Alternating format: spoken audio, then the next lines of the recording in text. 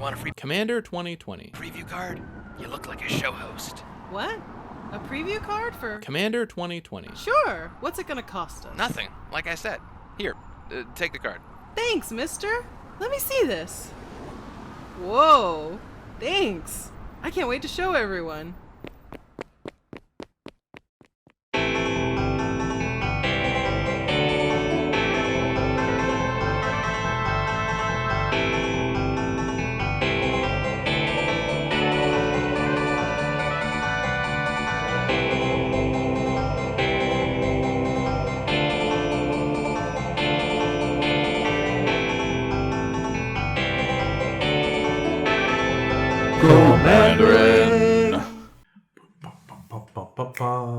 Everybody's excited. Everybody's ready. They're like, oh my God, a new episode of Commander and has dropped. We got to do this. And I can't see anything, but that's okay. If I need to, I'll put my glasses back on. You ready? Yeah. All right. So, 3, 2, 1. I'm Phil. And I'm Nate. And we are Commanderin. Thanks for joining us, everybody. We put a spotlight on community issues that you want to hear about, but never talk about 3 banned topics: religion, politics, and Hearthstone. So we're here to bring you 3, not 1, not 2, but 3 Commander 2020 preview cards. And they are given to us free by Wizards of the Coast, of course. We did not pay for any of this. They did not pay us to do this. And we're super happy to bring these to you. They fit right up, well, the traditional play style of the show. A quick note, we put this together pretty rapidly. We've been planning this, but didn't expect any Commander 2020 cards. And we're super grateful we got them, but we put this together really fast. And there might be a little bit of an echo until we can get the technology down. So these cards are from Commander 2020. We'll talk about the set in a few moments, but they also, I think, they might be from the main Ikoria set. We'll see if that's true. Yeah, so we'll get to talking about those in a few minutes. First, we want to wish everybody well during this global pandemic. The coronavirus is in full swing, or rather about to be in full swing in the United States. We're recording this a week or so before the drop in very late March, and we hope everybody is doing well out there and continues to do so. We have each been quarantined, and so it's fairly safe for us to get together, but please be cautious before you get together with any of your friends and other people out there. It's possible to not show any symptoms at all and spread this around, so be careful, everybody. Now, the more astute of you may have noticed that I have a new co-host. And my co-host, you've heard, your name is Nate? Nate, Is that yes. short for something? It's short for Natalie. Huh. Yeah. And why Nate? Because when you have a trisyllabic name, people like to shorten it, and I don't like to be called Nat. Since this is a casual Commander show, we're going to be casual, and I'm casually known as Nate. Yes. You do realize that you're the second Nate to co-host this show. Sweet. I'm the first female Nate. Yes, you are. Yes, you are. Tell us a little bit about yourself. When did you start playing Magic the Gathering? So I started playing Magic in about 1996 back in college. I was very casual kitchen table Magic, and I picked it up and dropped it many, many times over the years. Mm-hmm. When my son was about 10 years old, I taught him to play. That was about 8 years ago now. Again, picked it up and dropped it. And I have only recently, in the last 6 months, picked up Magic again, found Commander, fell in love, and now I'm pretty seriously playing. I've been playing in the leagues at the local game store. I played at the Commanderin monthly tournament, and I've been playing Brawl on Arena quite a lot lately. Mm-hmm. So I don't think I'm dropping Magic again. I'm kind of addicted. Well, we'll see. We'll see. And so you've gotten your son to play as well. I have. Mm-hmm. And a couple of friends now, too. Yes. Yeah, it's, well, once you start really talking about Commander, everybody wants to start playing because it's the only thing you talk about. Yeah, it's true. It's true. Our conversations lapse into discussions of Commander or Brawl, because you're also playing a lot of Brawl, aren't you? Yeah. Well, so ever since Arena allowed you to start playing at the Brawlers Guild Hall every month, then it's been Brawl almost nonstop. Yeah. And even though Wizards of the Coast, except for this month where it's free, but even though Wizards of the Coast charges 10,000 gold pieces to join the Guild Hall for the month, we each have a surplus of gold pieces because we play so much anyway and we do the daily grind. So we have been playing a ton of Brawl, haven't we? Yes. Yeah. Well, and when you play your friends, you don't have to pay. Oh, that's right, because you can challenge each other to the duel. And now, of course, the grind, the daily grind counts, rather. You can earn your daily grinds in the head-to-head challenges. Smart move on their part. Yeah, that was necessary, because it was actually kind of, it was difficult to be like, I don't want to play you right now. Sorry, friend. Yeah. It's a little rough for both of us, let's say. So we, right now below us, we have our names and the number code that follows it. And we'll put those in the show notes as well and in YouTube. So please add us as friends and challenge us to brawls. And you probably want to let us know first because it doesn't tell you when you're challenged. But this is true. And use the cross swords icon, not the friend list, because the friend list doesn't work so well. But once you do get us to play some brawl, make sure she shows you her Ajani deck. It's brutal. It's kind of beautiful. It's brutal. I at first poo-pooed it, and then she was like, no, let me show you something. And then she broke all my teeth, and it was just painful. It's part of the reason we've been on a hiatus. And it's probably worth mentioning that we are back from hiatus with a new co-host. We're going to plan out some shows. We've already got some ready to go, or at least plan, with some folks that we met up in Seattle. We went up to Seattle for a private Magic event, and it was a blast. So, yeah, it was. Yeah, hey, hello to Nick and Joel and all the folks we met there, and you'll be meeting some of them soon enough. So, all right. I think we have talked about this enough. We've invited folks to play with us on Arena, so it is time to talk about our Commander 2020 preview. Oh, to the business. Yes, right to the business. So a little bit about the Commander 2020 set. It is Ikoria themed and definitely Ikoria related. Ikoria is the next Magic set, and both it and Commander 2020 are due to release now on April 17th for Asian countries and May 15th for the rest of the world. And that is in part because of the coronavirus. And we totally understand and respect Wizards for doing that. And that actually is subject to change, by the way. That might change later. It might fluctuate a little bit. We don't know what's going to be happening. We don't know. And there are 5 Commander decks. And those decks, as I read them off my phone, are Ruthless Regiment, Arcane Maelstrom, Symbiotic Swarm, Timeless Wisdom, Enhanced Evolution. And we are, of course, recording this early enough that we don't know even the colors of these decks, and we don't know where our cards are lodged in this whole thing. But it's a very interesting mechanic, and I think you'll appreciate it. By now, you've heard the rules, and you know that some cards are putting tokens, no, not tokens, are putting counters on other things. And we will tell you all about it. So the first of our cards, Natalie, why don't you, on your first ever show, reveal our first preview card? Okay. Well, I'm really excited to be able to reveal this. So the first preview card that we have for you is Avenging Hunt Bonder. That's for 3 and 2 whites. You get a human warrior creature with double strike. It's a 3/3 creature.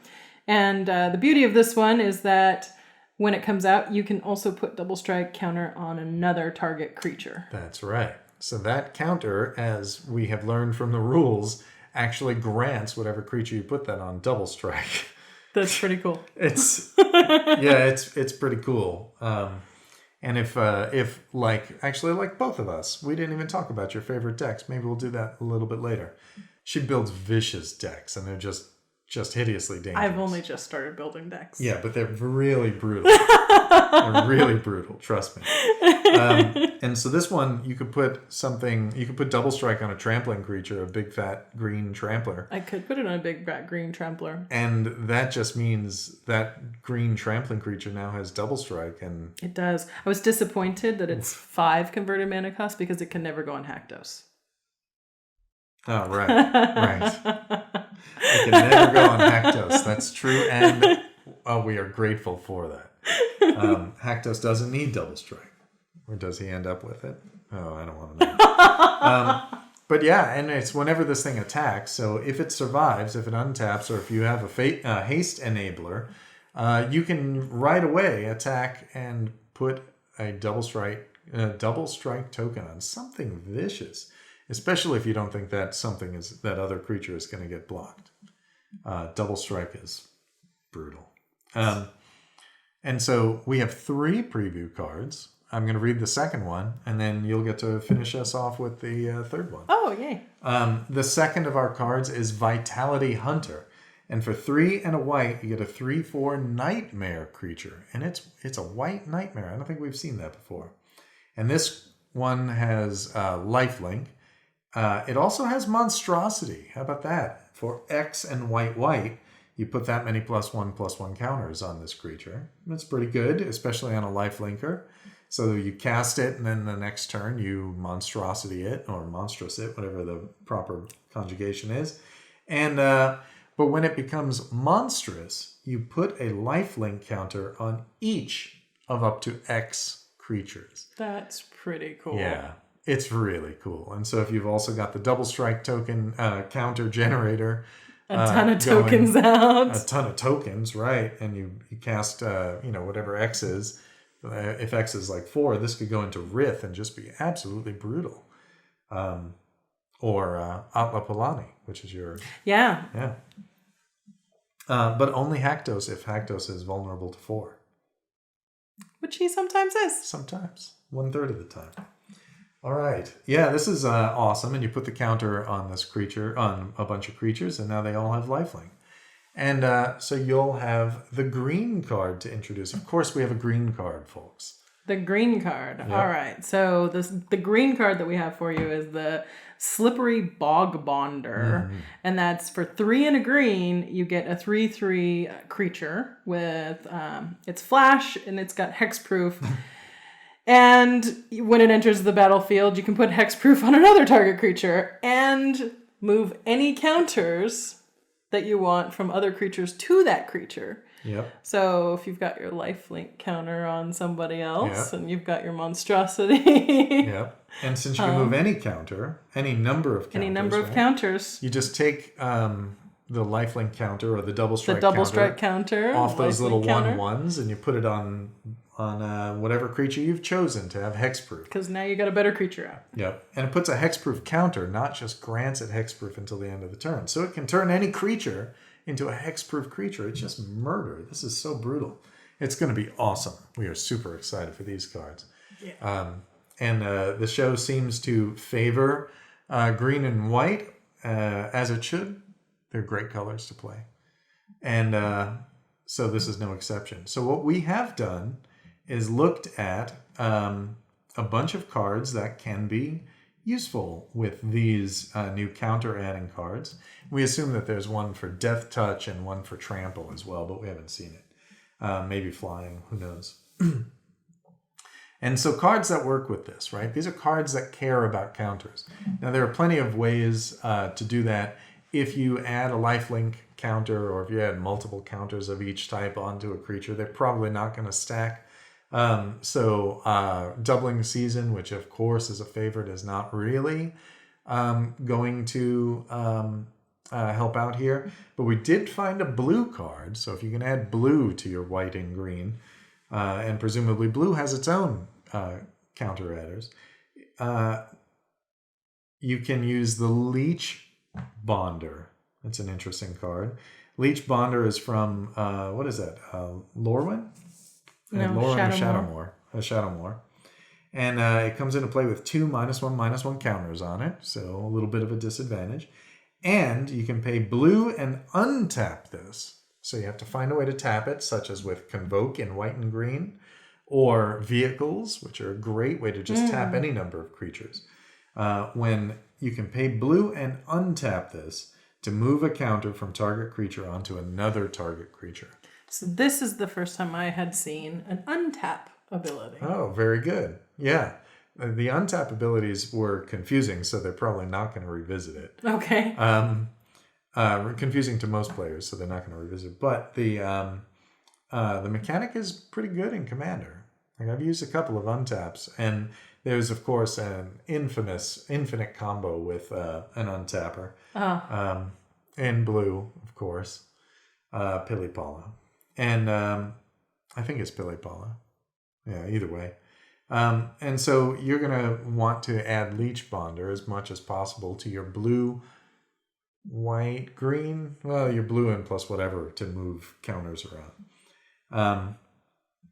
Now that's it. Really, it in black border.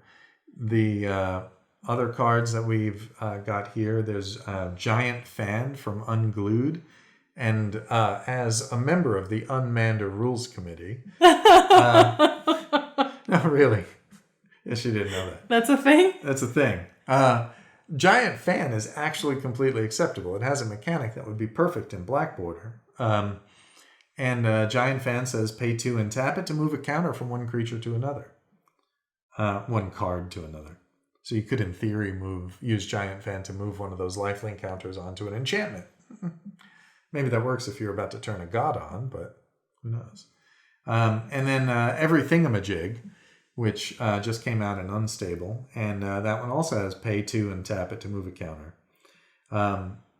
If the second if the second permanent refers to any kind of counter, the moved counter becomes one of those counters. So you want to make sure you move it to a permanent that doesn't have any reference to counters. To lifelink counter or... Right. Because only one of those will count. Right. If it already has a counter on it, that's fine. But if it says put +1/+1 counters on it, then this apparently will just turn them into +1/+1 counters or charge counters or whatever the type of counter is referenced on that card. And then Every Thingamajig has a bunch of other stuff, including a Proliferate. It's actually all fine powers on Every Thingamajig, and it should be good in black border, but they haven't printed a black border version of this yet, with the exception of Leech Bonder, of course, which is untapped. So now I found cards that just straight up remove all counters, and we longtime Commander players know about this. Natalie, despite being an expert deck builder, just doesn't have the experience right now. So some of these will be new to her, if not all of them. So why don't you read this first one? The Sun Cleanser? Yes, one of the Commander and Preview cards, by the way. Oh, yeah. That's a great card. All right. Well, so Sun Cleanser is white, and it's 1 and a white. That's a creature, a 1/4, and when he enters the battlefield, you can remove all counters from a target creature or all counters from an opponent. Right. And that they cannot gain counters again until Sun Cleanser is off the board. Yep. That's pretty cool. Yeah, it's a hate bear, they call these, because they cost 2 mana, but this one doesn't have a 2/2, which is normal for bears. This one is a 1/4 creature, of course. And that remove counters from a player, that's meant to stymie the infect players out there, and that's great, because we want to stymie the infect players. I'm looking at you, Craig Blanchett, right through the lens. We're all anti-infection with COVID-19. Yeah, exactly. We don't want any of that infect right now. And so this removes all counters from a creature. So if someone uses a Bog Bonder and dumps a bunch of their ability counters or whatever they're called onto a creature, you can just remove them. Just get it out of there. Get it out of there. Yep. I have a question on this card. Yeah, Sun Cleanser. Go ahead. So what is the point of targeting one creature versus targeting your entire opponent? All of their counters. Like, why would you target one creature? Would that be if you have negative counters on, like, one of yours? Yeah, you can do that. Yeah, because you can target any creature. You can use this for a variety of circumstances. If somebody's dumped a bunch of -1, -1 counters on your creature, you can get rid of it. If your opponent has a stack of +1/+1 counters or lifelink and death touch and all the other stuff, you can evaporate those. And then there are some creatures, like if you have the ability to flash this in when Gideon is attacking and he's a creature, get all those counters off. Get them all. And then Gideon dies. Yeah. A little sneaky there. Yeah, that's wicked. Yeah, it is. I like it. Sun Cleanser is pretty good. I haven't actually had cause to use it, mostly because I don't run into infect players very often. I'm looking at you again, Craig. The various Magic Fests notwithstanding, I'm not going to tune a deck just to play against you. Okay, so next card is Ether Snap, which we all know and love, and it's 3 and black for sorcery. Remove all counters from all permanents and exile all tokens. Get them all out. Everybody out of the pool. All the counters are gone. All of them. All of them. So if people are putting Death Touch Lifelinks shenanigans on their stuff. Making a bunch of goblins. Making a bunch of goblins, let's say, or eggs, and putting a bunch of +1/+1 counters on them. I don't know. Oh, exile my eggs with Atla Polani. Yeah, just they're all gone. They're just gone. They don't die. They exile. So Ether Snap is pretty good for that. If you have a meta, let's say, that features something that makes a lot of tokens in it, Ether Snap is probably good to put into your black whatever deck. I'm just saying. Maybe. That's the way that works. So this next card, Nate, why don't you read it? Oh, yes. I like this one. Another great The card. Thief of Blood. 4 and 2 black, and that is a flying vampire, 1/1. As Thief of Blood enters the battlefield, remove all counters from all permanents. Thief of Blood enters the battlefield with a +1/+1 counter for each counter it remove. Yeah. So for 6 mana, That could be huge. your opponent is playing Golos Planeswalkers, let's say. Oh! So there's a Super Friends deck, and they have it's not unheard of to have anywhere between 3 and 6 Planeswalkers out at one time. Yeah, you've done that to me. In fact, I have in Brawl. Before they banned poor Golos. Yep. And but this Thief of Blood would come in, evaporate all those counters, evaporate all the +1/+1 counters. Yeah. And then just pile a bunch of counters on here. Now he's got a 20/20 creature coming in. Yeah, this is a good target for Sun Cleanser. Right? That is a good target for Sun Cleanser. And then this classic Vampire Hexmage for black. You get a 2/1 Vampire Shaman. Vampire's got all the counter action going on. Except for Sun Cleanser. And it has first strike, and you can sacrifice Vampire Hexmage to remove all counters from target permanent. This is most classically used with Dark Depths. So it's a land that comes into play with 10 ice counters or whatever it is. And then when you remove all the ice counters, you can pay 3 to remove an ice counter. You can bring in a 20/20 flying indestructible legendary creature named Marit Lage. And this is classic because you put the Dark Depths out, and then no one expects Vampire Hexmage. That's not true.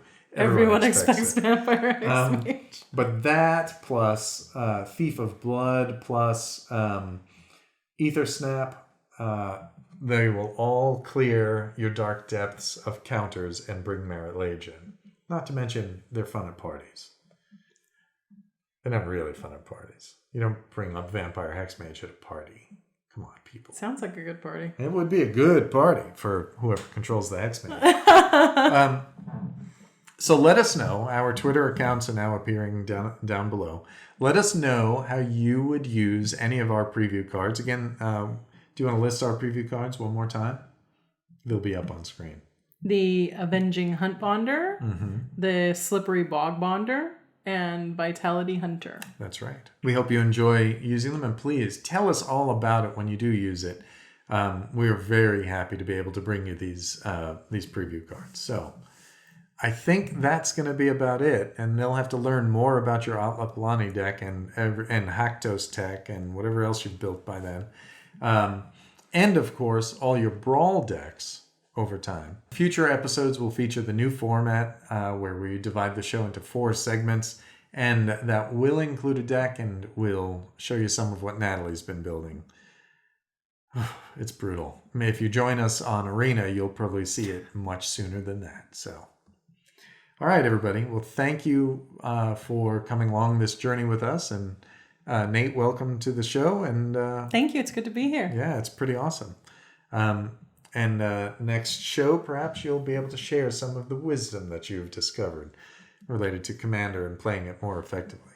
Wisdom. Yes. So until next time, stay safe. Stay safe. Yeah, I was going to say have fun, but really it is stay safe at this point. Have fun remotely.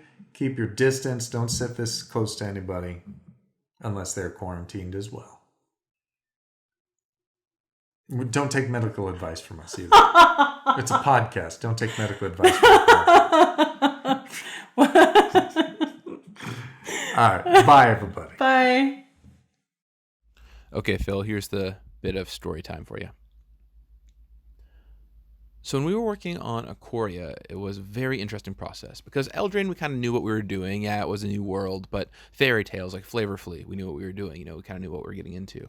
Fairy tales means Camelot. And then going back to Theros, we've had that idea for a long time. But Ikoria was something brand new, and we didn't really know exactly what direction it was going to take, and we got to really flesh it out. Was it going to be about wedges or tribal or these wild new mechanics? And what we really settled on was monsters. Monsters was the big focus of this, and that's what it was all going to be around. And there were some other bits of other things put in, but the monsters were the big focus. And so I love the fact we got to represent so many famous movie monsters or video game monsters and throw references to them into the set. And what I really love is that we got to build these Commander products. I think it's really, really, really cool that the Commander set is tied into the main set. We've never done that before. And we can have a deck all around a new mechanic and give you some cards to make sure that works out. If you want to play it with a different front-facing Commander, that's totally fine, and you'll have a fine experience. But it really let us build these decks in a way that we've never been able to before. There's a lot of really sweet stuff in them. So I hope you enjoy it. I had a blast working on these and play testing them and talking to the team about it. It's a bold new direction for us. This is a blast. And then also Commander Legends later this year, I cannot wait for. It's a great year to be a Commander player. And thank you for listening to Commander and for all that you guys do. I appreciate it. Have a good one, folks.